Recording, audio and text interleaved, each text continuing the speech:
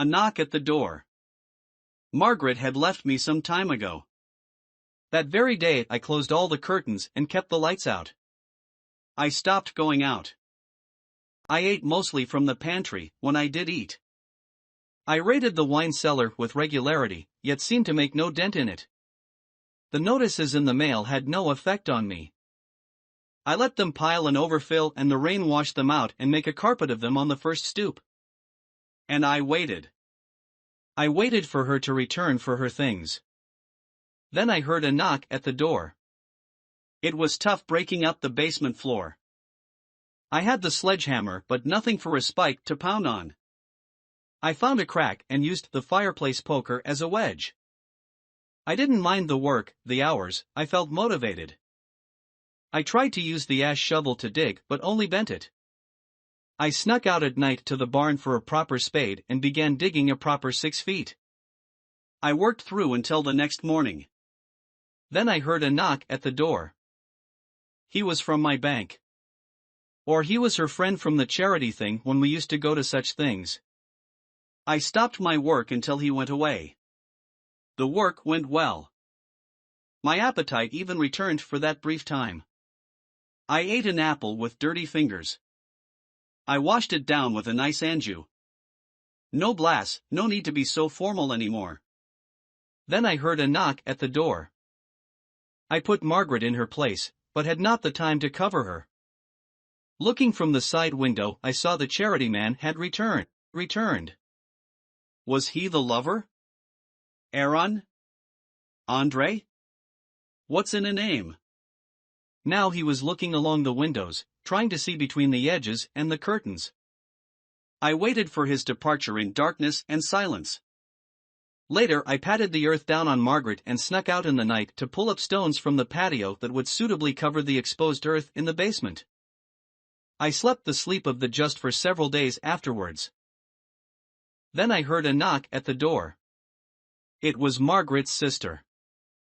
Such a kind, considerate woman who had even hinted she understood my suffering in my marriage to Margaret. I could not bear to see her turn away. I moved in daytime darkness to the top of the stairs, to not be tempted to invite her in. The days that followed I passed mostly on the second floor away from the front door. I traveled to the basement only for the wine. I don't know how much time had passed. One day I was opening a lovely late harvest Riesling. Then I heard a knock at the door. The charity man had returned. He had brought a pry bar. I beat him to his intentions and invited him in. He was surprised to see me and he shook quite a bit. I extended a hand in friendship, but he held the bar across himself in defense.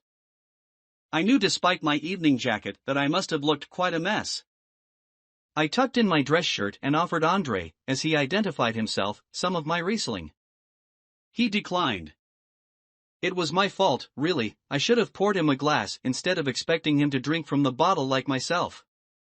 I told him there were other wines if he would come down to the basement with me. His hands went positively white holding the pry bar. In the end, I emptied the Riesling and made use of the empty bottle. Poor Andre, he really couldn't manage to do much with the pry bar. It seemed to only weigh his hands down more than being of any use. Well, it was off to join Margaret for him. Then I heard a knock at the door.